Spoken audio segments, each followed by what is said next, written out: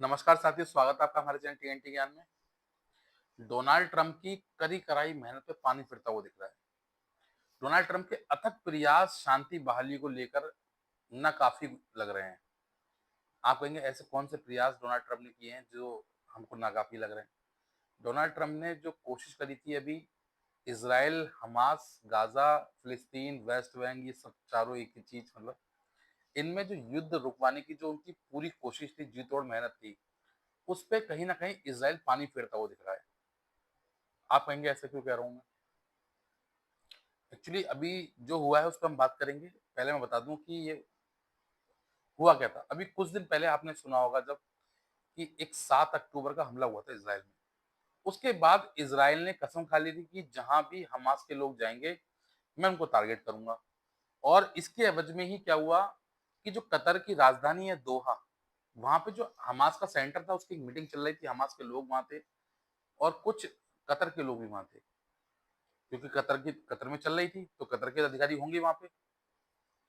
वहाँ पे इज़राइल के द्वारा एक हमला किया जाता है और उस हमले में हमास के लोग तो मारे ही जाते हैं, साथ ही साथ कतर का भी एक अधिकारी मारा जाता है। जब कतर का अधिकारी मारा जाता है तो जहाँ वहाँ के प्रिंस जो हैं वो उसे श्रद्धांजलि देने आते हैं और सारे मुस्लिम देशों को एक करते हैं, इकट्ठा करते हैं और सबसे पहले बुलाते हैं पाकिस्तान को। पाकिस्तान वो भिखारी देश, उसको इतना पूछा गया, क्यों पूछा? क्योंकि परमाणु सक्षम देश है।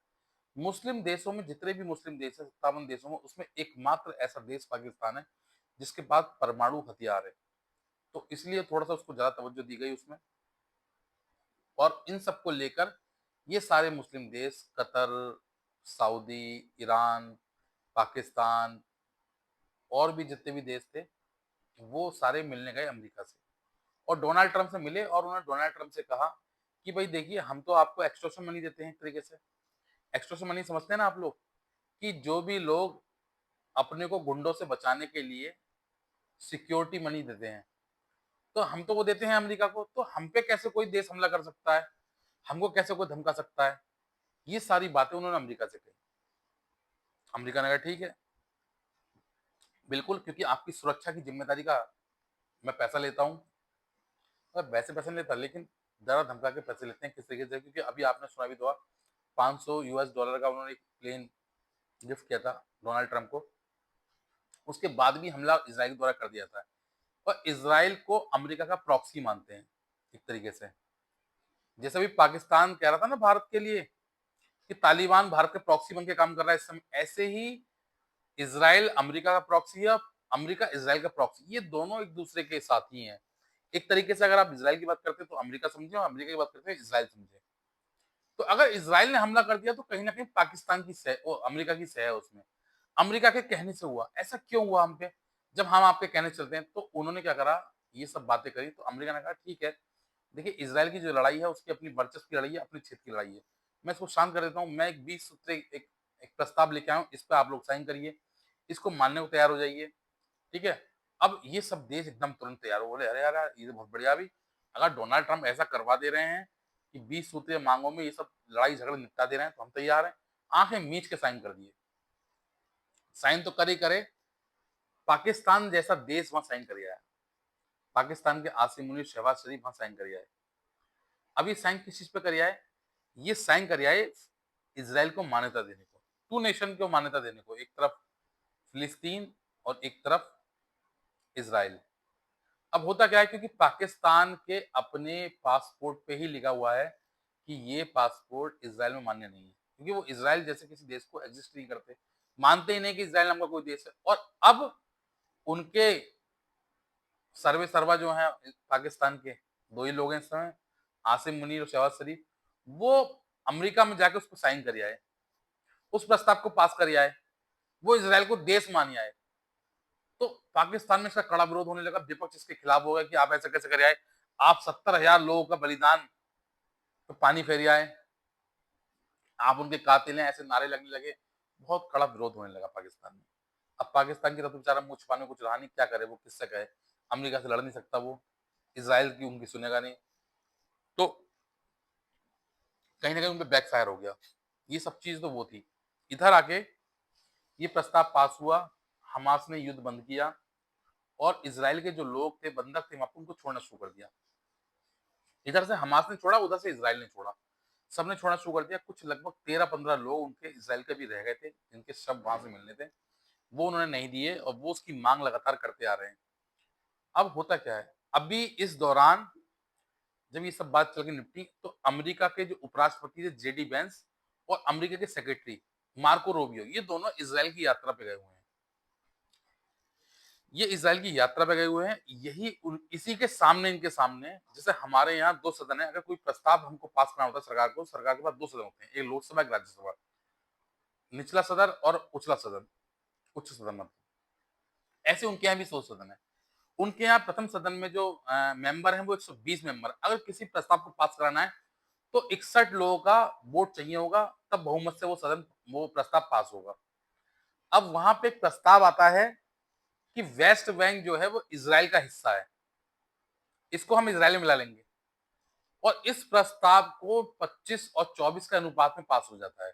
मतलब उसके पक्ष में 25 वोट पड़ते हैं, अगेंस्ट में उसके 24 वोट पड़ते हैं। अब आप कहेंगे कि अभी तो आप बता रहे थे कि 120 मेंबर की कॉन्स्टिट्यूएंसी है और उसमें क्या कहते हैं 25 और 24 से पास हो जाता है।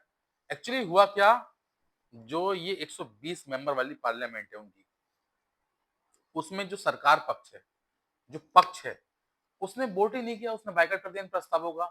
इनकी ही पार्टी का एक मेंबर टूट के विपक्ष के साथ मिल गया और उसने प्रस्ताव लाया कि इज़राइल जो है वो वेस्ट बैंक को अपने कब्जे में ले लेगा। उस पे हमारा कब्जा रहेगा, वो हमारी सरजमी है। और उसने कहा कि ये हम इसको ले लेंगे। ये प्रस्ताव उसने पास कर दिया इस पे। और क्योंकि सरकार जो थी वो इसके अगेंस्ट थी, उसने इसका बायकॉट कर दिया। उसने वोट ही नहीं दिया बिल्कुल भी। अब मुझे ये बताइए आप कि अगर भारत में कोई प्रस्ताव पास करवाना है और जो इस समय की मोदी सरकार है वो बायकॉट कर जाए। देखिए अमूमन क्या होता है कि विपक्ष बायकॉट करता है, लेकिन इस बार क्या हुआ, इस बार पक्ष ने बायकॉट कर दिया, पक्ष ने वोट ही नहीं दिया। इसका मतलब सीधा सीधा मतलब क्या हुआ कि उन्होंने जानबूझ के इसको पास कराया और ये उन्होंने अमेरिका के मुंह पे तमाचा मारा कि उनके उपराष्ट्रपति और सेक्रेटरी वहां आए हुए थे, उनके सामने प्रस्ताव पास हो गया और बेंजामिन नेतन्याहू ने क्या कह दिया कि हम देखिए हमने कुछ नहीं किया, हम इसके पक्ष में नहीं थे, हमने तो देखिए बायकॉट कर दिया, हम इस प्रस्ताव के साथ नहीं है। लेकिन क्योंकि ये विपक्ष ने पास करा है और उसका बहुमत था, तो ये प्रस्ताव पास हो गया। इससे जो उनके उपराष्ट्रपति जेडी वेंस बहुत ज्यादा खफा हुए और उन्होंने इसके अगेंस्ट बयान भी दिया कि हम ये हमारी एक तरीके से बेइज्जती हुई है, हमारे सामने ही आपने ऐसा प्रस्ताव पास कर दिया। तो कहीं ना कहीं इसराइल तो अपना पक्ष रख रहा है, इसराइल कह रहा है कि साहब देखिए हमने नहीं करा, ये हमारे विपक्ष ने कर दिया। लेकिन क्या विपक्ष की इतनी पावर थी या इतने मेंबर थे उस पे, इतना बहुमत था उसके पास कि इस टाइप का प्रस्ताव वो लाके पास कर देता। कहीं ना कहीं ये इसराइल की चाल थी, बेंजामिन नेतन्याहू की, जिस तरीके से उन्होंने प्रस्ताव अमेरिका के उपराष्ट्रपति के सामने पास करवाया। कहीं ना कहीं वो इस शांति बहाली को ज्यादा दिन चलने नहीं देंगे, उनकी बातों से लगा। अब आगे वो क्या करते हैं ये देखा जाएगा, क्योंकि अब जो उन्होंने बिल पास करवाया, भाई जो वेस्ट बैंक है, जहां फिलिस्तीन की कार्यप्रणाली चलती है और वहां पे क्या है, 70% एरिया में वेस्ट बैंक के इसराइल का कब्जा है। इसराइल के सैनिक वहां रहते हैं, इसराइल की सरकार वहां पूरा हस्तक्षेप करती है। 30% पे ही फिलिस्तीन का कब्जा है और उसको भी अब वो खाली करने की सोच रहे हैं। वो कोशिश कर रहे हैं कि किसी भी तरीके से इसको भी हम अपने कब्जे में ले लें। अब जो डोनाल्ड ट्रंप बेचारे बार-बार कोशिश कर रहे हैं कि हम किसी भी तरीके से शांति के प्रयासों को बढ़ावा दें और शांति बनाए रखें। लेकिन मुझे लगता है कि शायद इज़राइल उनके शांति प्रस्तावों को पास नहीं होने देने वाला। बेचारे लाख कोशिश कर ली उन्होंने कि किसी भी तरीके से किसी तरीके रूस यूक्रेन का युद्ध रुक जाए, इज़राइल और हमास, गाज़ा, फिलिस्तीन ये सब चीज़ें रुक जाएँ, ये झगड़े ना हों। किसी तरीके से इस बार तो मुझे नोबेल प्राइज़ नहीं मिला, अगली बार मिल जाए मुझे। तो पूरी कोशिश में लगे पड़े हैं। ठीक है, इस बार बंदा मेहनत कर रहा है, मुझे ऐसा लगता है। रूस के लिए भी देखिए आपने देखा अभी कि रूस पे ऑयल कंपनी में उनकी सैंक्शन लगा दिया उन्होंने, प्रतिबंध लगा दिए, प्रतिबंधित कर दिया बिल्कुल इस बार कि उनसे कोई देश ऑयल खरीदेगा नहीं। अभी तक मतलब भारत पे लगा रहे थे, अब वो उन्होंने उनकी ऑयल कंपनी में लगा दिया कि अब उनसे कोई खरीदेगा ही नहीं। इस टाइप की कोशिशें उसकी हैं, ठीक है, अच्छी बात है कि अगर वो युद्ध रुकवा सकते हैं तो मुझे लगता है। लेकिन इज़राइल उनकी बात मुझे लग नहीं रहा कि इज़राइल उनकी बात मानने वाला है। एक चीज़ बता दूँ मैं आपको इज़राइल और अमेरिका दोनों एक ही हैं। यहूदियों का पूरा कब्जा है अमेरिका पे। हर बड़ा बिजनेसमैन अमेरिका का वो यहूदी है।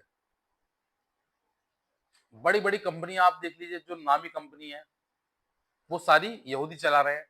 तो मुझे लगता है कहीं न कहीं अमेरिका अपना जिस तरीके से रूस पे पाबंदी लगाता है या रूस को लताड़ सकता है, उस तरीके से वो ज़ोर अपना इज़राइल पे नहीं चला पा रहा।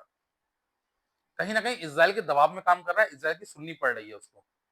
और ये उनकी एक तरह हताशा, कहीं न कहीं कमजोरी उनकी दिख रही है कि वो अपना जो भी वर्चस्व चलाना चाहते हैं, इज़राइल पे वो नहीं चल पा रहा। और इज़राइल कहीं से भी उनकी कोई बात मानने को तैयार नहीं हो रहा। लाख कोशिश कर ली उन्होंने कि किसी भी तरीके से इज़राइल के द्वारा अब कोई भी ऐसी घटना ना की जाए, लेकिन बार-बार इज़राइल के द्वारा ये चिताया जा रहा है, समझाया जा रहा है कि हम किसी के दबाव में नहीं काम करेंगे, हम किसी के दबाव में शांति बहाली नहीं करेंगे। और अब जो प्रस्ताव उन्होंने अपनी संसद में पास कर दिया, इसका क्या मायने हैं? भाई आप एक एग्ज़ाम्पल बताइए कि मुझे मेरे सामने कोई घर है, ये घर जिसमें मैं रहता हूँ, ये मेरे सामने घर है। अब उस घर में एक फैमिली रहती है। अब मैं कह रहा हूँ कि मैं अपने परिवार में कह रहा हूँ कि इस घर पे कल मेरा कब्ज़ा हो जाएगा या ये घर कल मुझे मिल जाएगा। तो उसके 2 ही तरीके होते हैं, या तो मैं इस घर को खरीद लूँ उनसे, उनकी इच्छा से। अब वो लोग बेचने को तैयार नहीं है, तो फिर क्या होगा कि मैं उनको मार के निकाल दूँ या किसी और तरीके से निकालूँ। उसमें क्या होगा, संघर्ष होगा हमारे उनके बीच में। तो यही स्थिति इज़राइल और वेस्ट बैंक के बीच में होने वाली है। क्योंकि भाई फिलिस्तीन वहाँ से खाली तो करेगा नहीं। अब जब वो खाली नहीं करेगा, तो क्या होगा, फिर युद्ध होगा, फिर झगड़ा होगा, लड़ाई होगी और फिर उनके प्रस्तावों पे पानी फिर जाएगा। जो डोनाल्ड ट्रम्प की कड़ी धरी मेहनत है, वो सब बेकार हो जाएगी। वो बेचारों के शांति के जितने भी अथक प्रयास वो लगातार निरंतर कर रहे हैं, वो उनके चल नहीं पा रहे। अब क्योंकि उनके जो पार्टी के मेंबर थे, उनका कहना था जो ज़ोडार है और समार है, वो दोनों जगह हमारी हैं और उसपे हम कब्ज़ा करेंगे। उसके लिए हम लड़ाई लड़ते रहेंगे हमेशा जब तक वो हमारे पास नहीं आ जाएगा। देखिए, उनकी जो भी संस्कृति है, वो कहते हैं हमारी संस्कृति यहाँ बसी है, ये जगह हमारी है और यहूदी जहाँ रहे हैं, वो जगह लेके रहेंगे उनसे। अब उनकी क्या मेंटालिटी है, हम इसको मैं अपना ओपिनियन नहीं देता कि कौन सही है, कौन गलत है। फिलहाल युद्ध के हम खिलाफ हैं। युद्ध किसी भी प्रकार का हो, किसी से भी हो। क्योंकि उसमें क्या होता है, हर तरफ से हानि होती है। देखिए, आम आदमी मारा जाता है। युद्ध किसी आतंकवादी से हो रहा है, तो समझ में आता है कि अब उन पे हमला कर रहे हैं। लेकिन छोटे-छोटे बच्चे मारे जा रहे हैं, महिलाएँ मारी जा रही हैं, ये गलत है। इनसे बहुत ज़्यादा नुकसान हो रहा है। ठीक है? ये सब चीज़ें नहीं होनी चाहिए। हम तो ये चाहते हैं कि रूस-यूक्रेन का युद्ध भी रुके, क्योंकि यूक्रेन बिल्कुल बर्बाद हो गया, तबाह हो गया, उसको बचा ही नहीं कुछ भी। रुकने चाहिए। लेकिन लोग अपने लाभ के लिए, अपने वर्चस्व के लिए दूसरे देशों को लड़वाते हैं, मरवाते हैं। ये स्ट्रैटेजी बहुत समय से अमेरिका की रही है और लोग इससे अछूते नहीं हैं, अच्छी तरह जानकार हैं। कई बड़े-बड़े देश इनके चंगुल में फँस चुके हैं और कई छोटे देश फँसे हुए हैं। ये हर तरह से कोशिश करते हैं कि लोगों को फँसाए रखें, मिलाए रखें, बनाए रखें। किसी भी तरीके से नहीं चाहते कि देशों में शांति बहाल हो, क्योंकि अगर शांति हो जाएगी, देखिए अमेरिका हर तरह का निर्यात करता है, वो सॉरी आयात करता है, निर्यात तो बहुत कम करता है। निर्यात किसका करता है? निर्यात करता है डिफेंस का। और डिफेंस का आइटम कब बिकेगा? जब अनसर्टेनिटी पूरे विश्व में बनी रहेगी, पूरे विश्व में लड़ाई झगड़े का माहौल रहेगा, ऐसा लगता रहेगा कि हाँ, अब विश्व युद्ध होने वाला है, अब विश्व युद्ध होने वाला है, कोई भी देश सुरक्षित नहीं है। हर देश पे खतरे की घंटी बजी रहेगी, तभी तो उनके डिफेंस के वो आइटम बिकेंगे। भाई अमेरिका पे यही व्यापार है, डिफेंस। सबसे बड़ा व्यापार जो है उसका डिफेंस है। और डिफेंस कब बिकेगा? जब झगड़े होंगे, लड़ाई होगी। आपने देखा होगा ना, कुछ लोगों की रोजी-रोटी लड़ाई झगड़ों की होती है, कि लड़ाई झगड़े होंगे तभी हमें कुछ मिलेगा। ऐसे ही अमेरिका का हाल है। जब तक सब देशों में शांति बहाली रहेगी, तब तक अमेरिका को कुछ मिलने वाला नहीं है। अमेरिका को कब मिलेगा? जब दूसरे देश लड़ाई झगड़ा करेंगे। तो मुझे लगता है कि शायद इस बार इज़राइल ने उनके करे पे पानी फेर दिया है। अब देखते हैं आगे क्या होता है। आप बताना कमेंट करके, क्या इज़राइल सही कर रहा है या इज़राइल गलत कर रहा है? क्या वो अमेरिका की मानेगा या अमेरिका उस पे कोई एक्शन ले पाएगा, जिस तरीके का एक्शन अमेरिका बाकी देशों पे लेता है? क्यों अमेरिका बार-बार इज़राइल के आगे झुक जाता है? क्यों अमेरिका इज़राइल की बात मानने को मजबूर हो जाता है? तो आप बताना कमेंट में कि मेरी बात सही है, गलत है, और ये बताना आपको मेरी वीडियो कैसी लगी। अगर वीडियो पसंद आई हो, तो वीडियो को लाइक करें, शेयर करें और सब्सक्राइब करना ना भूलें। और जो भी लोग हमारे चैनल पर नए आए हैं, वो चैनल को सब्सक्राइब जरूर करें। Thank you.